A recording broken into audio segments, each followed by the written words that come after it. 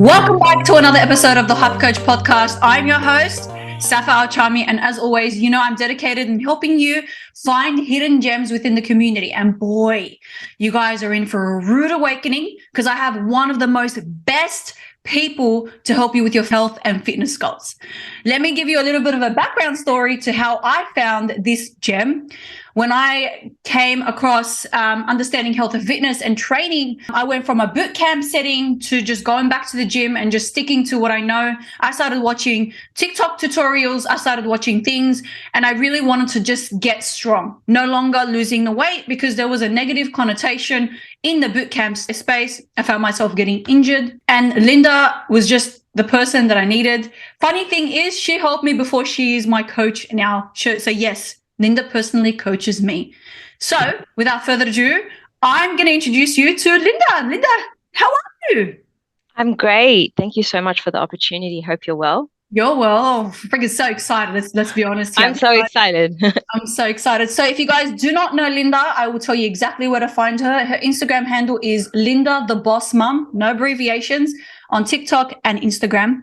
She is the president of the Boss Women Movement, which is a community of motivated females. Support them on their weight loss, nutrition, strength journey. Linda is the president of the Boss Movement. She is a qualified PT, and she is an online health and fitness coach. So you know she knows what she's talking about. Okay. So Linda, how do you feel about telling everyone some rude awakenings about the health and fitness? I'm so excited, honestly, for this opportunity. Thank you. And, it's hard for the general population out there. There's a lot of misconceptions, especially with social media and TikTok trends these days. And it's so easy for the normal everyday person to get confused. So that's the main reason why I wanted to start and just help educate women out there that are struggling with their health and nutrition goals. So yeah, definitely love to help. So what made you pursue this career in the first place? So I've always had a passion for health and fitness. So growing up, I never did any sports. I was really like the shy type in school, and my parents were really busy with their business. My dad coming from overseas, my mum been working 7 days a week. So growing up, I was the eldest out of the family. I never did any sports. I was really shy growing up. So as soon as I finished my HSC, I wasn't sure what to do. So I signed up to the gym, and it was the biggest game changer. Like, I started building confidence. I started adapting exercise protocols, and it was just, I never looked back. So once you learn about exercise, getting strong, it just makes you feel so good. So that gave me the confidence that I didn't have growing up in school. And once you learn about nutrition, it's honestly a game changer. Yeah, I think it's been a game changer.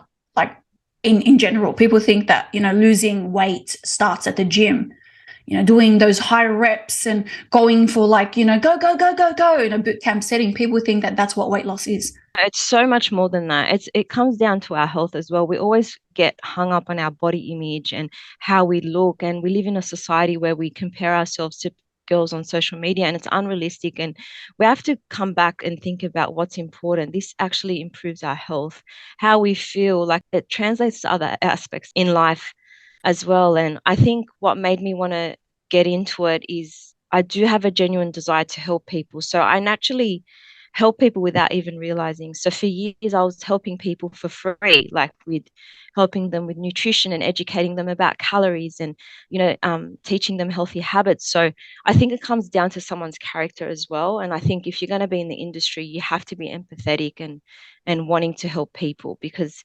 it's not easy as well. People come to you with some motivation and then that dies out. You have to have that continuing need to help someone. Yeah, 100%. I think what people get caught up with is they think it's just hard work, but they miss out the fun part of it. 100%. Yeah, and this is what I found. I mean, when I first started boot camp, and I'm giving you guys like my own experience. So this is where my nutritional weight loss / journey. I mean, I had the gastric sleeve done 6 years ago now. I went from 120 kilos to what I am now at 85 kilos. Okay. I am continuously working in a deficit. So by the time, 3 months down the track, I would have lost all that weight, which is fine. But my weight plateaued, and they started and it went down and then went up. And then, I had the sleeve, and then 3 years into my sleeve, I had a start like my son. And then I went from having no muscle whatsoever. So I went down to a boot camp. I'm like, yeah, I want to lose all this baby weight and everything. The personal trainers there were not helpful whatsoever. I remember being called out for because they thought that I was cheating my diet. But if those who don't know, the reason why the gastric sleeve is so good, you will lose weight because you're eating from what, like 2,000, sometimes 3,000 calories in one day, maybe more if it's like a fuck it day. And then you go down and do the sleeve and you go down to about 500 or like 800 calories in one day. So you're going to lose a massive amount of weight. So I went through that change. But you want to know what stayed the same? My habits, ultimate snacking. I wasn't prioritizing water. I wasn't also exercising. I told myself when I did the sleeve, like I would love to go to the gym and feel confident and just showing up at the gym and make that my regular routine. When I went to the boot camp, I had just had a baby. So obviously my body was adjusting. And I remember I was ridiculed because the personal trainers there, they thought that I was cheating my diet.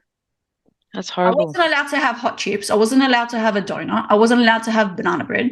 I wasn't allowed to have pasta and pizza. And I'm a big pasta and pizza person. I love my pasta and I love my carbs. I wasn't allowed to have any of that.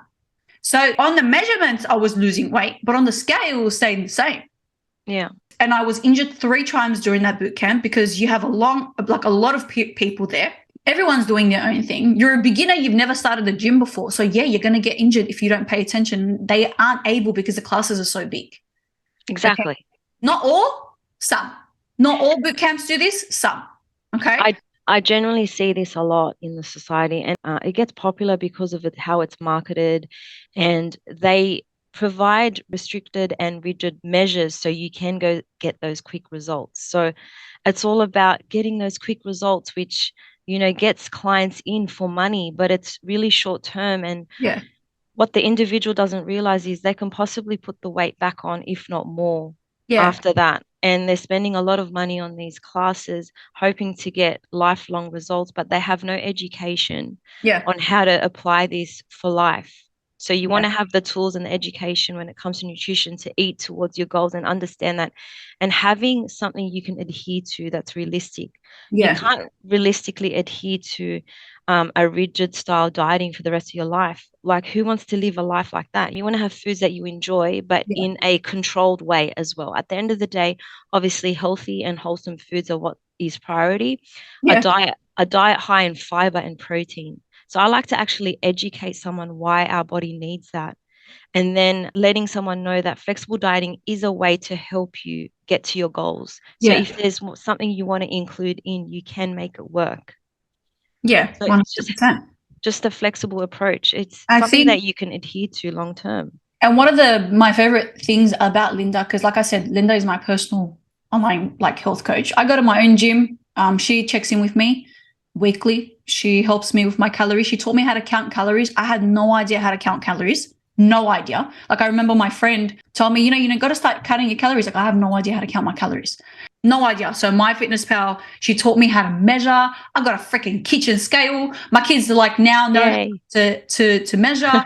I've also changed my kids' habits as well. My son doesn't eat any fruits and vegetables, but now he's eating relatively healthier snacks. Oh, that's so good. Like, I have no problems with them eating ice cream because it's only 41 calories per serve. And I'm happy about that. This is knowledge ultimately is the game changer, because it's one thing to help one person, but Linda's actually helping my husband because I'm making the same thing that I'm eating. She's helping my kids along the way. And you're helping people around me because I'm working at my utmost optimal level. So that's the most important thing. Yeah, okay, you see your PT, once or twice or 3 times a week. How much? Max 5 times a week. But ultimately, the biggest changer is when you go home. And if they're not teaching you that, then how are you going to maintain that lifestyle? Your body's not meant to live on 1,200 calories. It's so unhealthy. And I've done that before. I'm like, ooh, shit. Now I understand. And ultimately, it's knowledge. Ultimately, 100%. it's support. And that's what Linda gives you. 100%. So that's the biggest mistake that people make with dieting. Another thing they make is having an all or nothing approach. This can kill you. So I always get people that have initial motivation, are willing to do anything, willing to do, restrictive. They end up going too strict, too hard, too fast. When the motivation dies out, they give up and they go back to their normal eating habits and they put the weight back on and they're back to square one, if not worse. So having that all or nothing approach is not going to get you anywhere. You have to, and everyone's circumstances and schedule are different. So you'd have to do something that you can realistically adhere to over a long term. Yeah. So that's why I always ask, how many times can you realistically get to the gym? If Yeah. it's only 3, I'm only going to program you for For 3 free. days a week. I'm not going to give you 5 days, and you can get it done 1 or 2 weeks, and then the rest of the phase you can't get to the gym. Yeah. It's something you can realistically adhere to. Quality over quantity. All or nothing approach is just not going to get you anywhere because you can't focus on motivation. You need to be able to create healthy habits, and it comes down to discipline. So once you have good habits, you have to just focus on being disciplined. There's going to be times where you don't want to go to the gym. There's going to be Yeah. times where you're like, I'll rather just go eat a kebab at 12 o'clock at night. Mm. But it comes down to discipline. And the ones that have the results and the bodies that they want and that feel good about themselves, they push themselves sometimes when they don't feel like it. So Yeah. that's what it comes down to. And it's the same mentality with a business, having that mindset, which helps. Yeah. Definitely. I think a lot of people have that misconception that it is all or nothing. I mean, if you want to lose weight, you can't have that chocolate cake. If you want to lose weight, and a lot of PTs will help you not realistically build on that. They're like, yeah, you're not allowed to have a donut. You're not allowed to have some hot chips. That's the harsh truth. And do you want to know something? When I did my studies, so the bare minimum study in Australia is your Cert 3 and Cert 4 in fitness. That actually teaches you hardly anything about nutrition. I've went out and done my own studies. So I spoke to a PT a couple of years ago and that I work with, and he's a PT after hours, and he was actually telling a girl not to eat a donut. He was punishing her for wanting to eat a donut. Oh, That yeah. makes me so sad. Like that's just creating a really bad relationship with food. And us women, we've all been there. I've struggled over the years with bad emotional eating. I've had my own eating disorders. I've had Yeah. compulsive eating disorders where Yeah. as a teen, I used to like, diet so restrictively. And then as soon as I break it, I just want to go crazy in fuck it mode and eat crazy amounts of food. But Yeah. that's creating really, really bad habits. So it's like, okay, how can I eat more healthy, a diet high in fiber and protein? That should be the focus. Eating towards your calorie goals and what treats can I add in so I can keep going? Yeah. So for me, after dinner, I want to have something salty. So I have some popcorn, I have a bit of chocolate, and I can still do that and lose weight if my goal is to lose weight. Yeah. It's about understanding energy balance, and that comes with education. Yeah. I mean, I remember telling, I'm like, okay, I want a banana bread. But I never felt like banana bread, but I felt like freaking banana bread. And then I had a banana bread, and then I just calculated how much the calories they were, and then I added them into the total calorie intake by the end of the day. And yeah, it maybe mean I couldn't have 2 snacks that were 100 Yeah, calories each, but I still had it because I wanted to. you And made that's it the most work. important thing. Another misconception people get wound up about is that you have to do high reps of like boot camp and high reps so you can lose weight. It actually doesn't work like that. It Yeah. doesn't work like that. People are like killing themselves with high intensity training. Or when I first started in the gym when I was young, I used to do like 2 hours of cardio. I used to be like on the treadmill for half an hour and then on the other cardio machines and stay there for 2 hours thinking, yes, I'm doing the best that I can to lose weight. But no, less is more actually. Yeah. And the most underrated thing for fat loss is actually just moving your body, getting steps in. And you can do steps while doing housework or Yeah. walking with your children, parking further away in a shopping center. All those steps add up. You don't have to, go out and do a 2-hour walk. So Mm.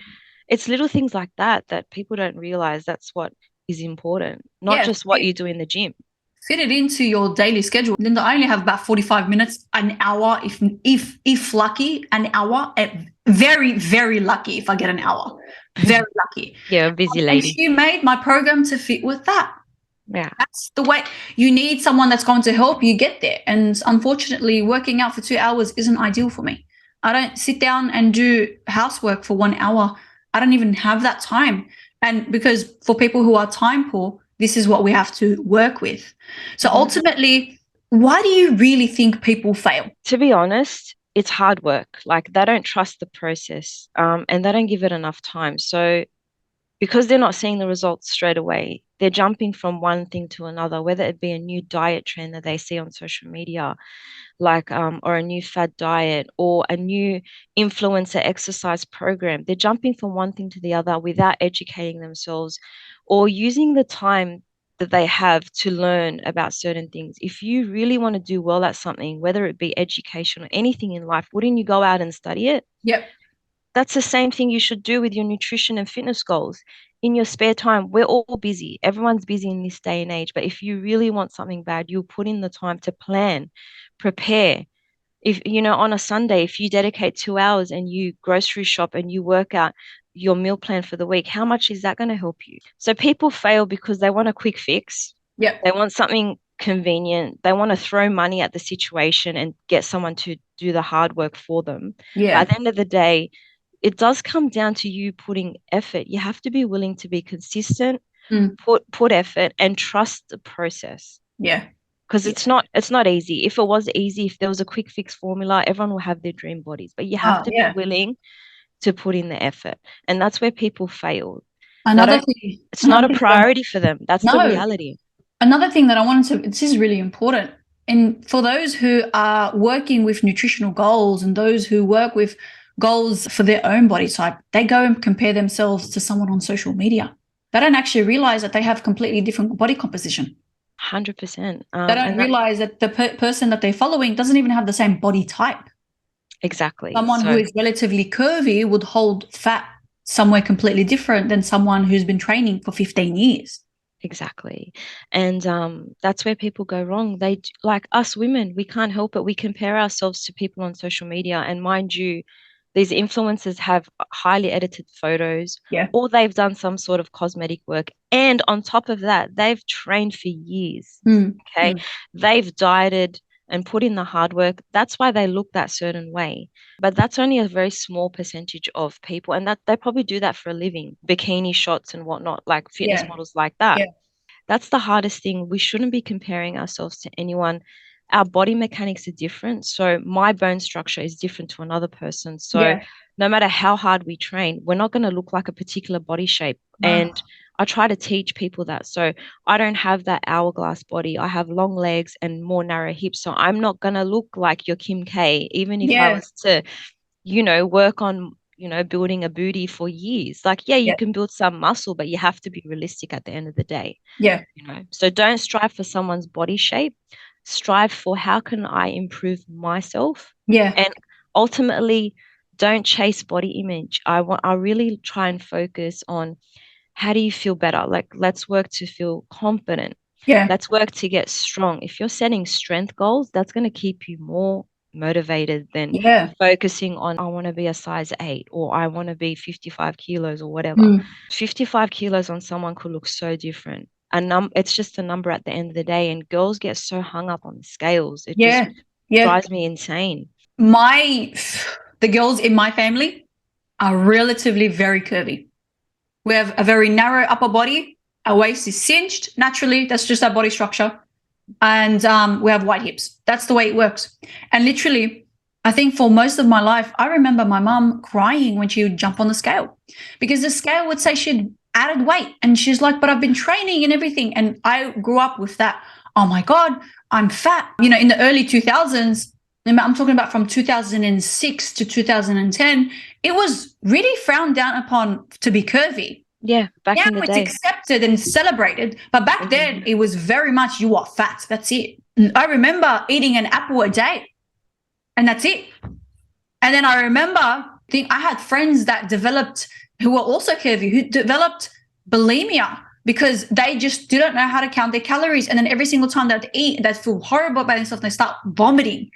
And the funny thing is, this is what the media perceives us as, this is what you should be. But let's be honest here, the media is the media. They just put out whatever they're paid for. It's just a trend. It's just a trend. It's just a trend. Up and down. Yeah. Like I said, the women in my family are very curvy. We found out later that the scale was no longer our friend. So we actually didn't have a scale in our home for a majority of my life. The only time that I actually bought a scale was when I did my sleeve. That's the only time that I had because my husband did the sleeve at the same, like at 2 weeks, part of me as well. So he also struggled with weight. as well. Yeah.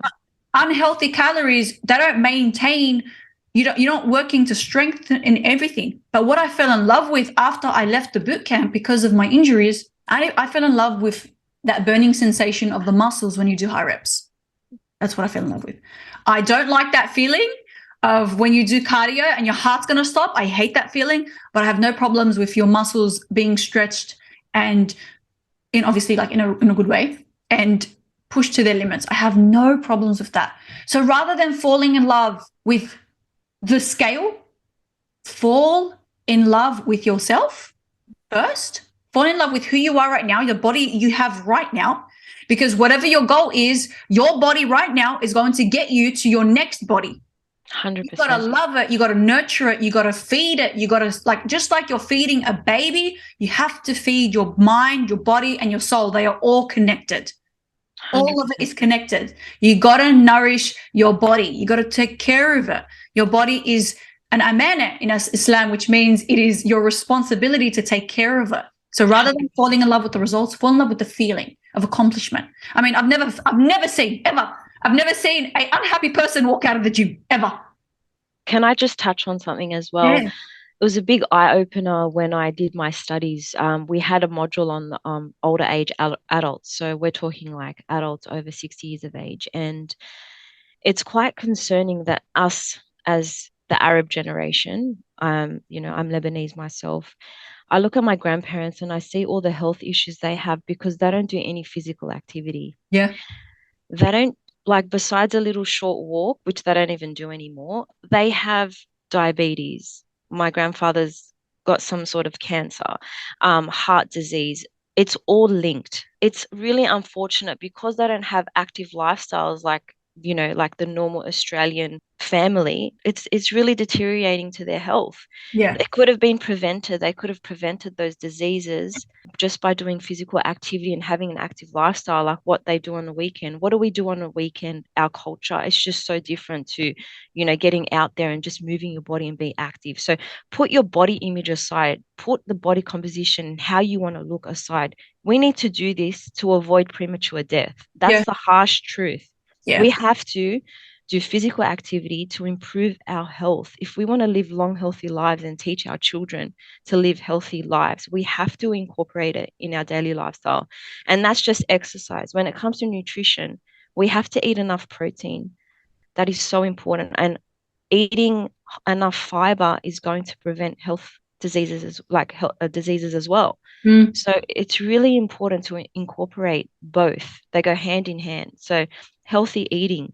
If you don't want to count calories and you just want to focus on your health, that's fine. Incorporate eating enough protein, understanding how much protein our bodies need, how much fiber our body needs.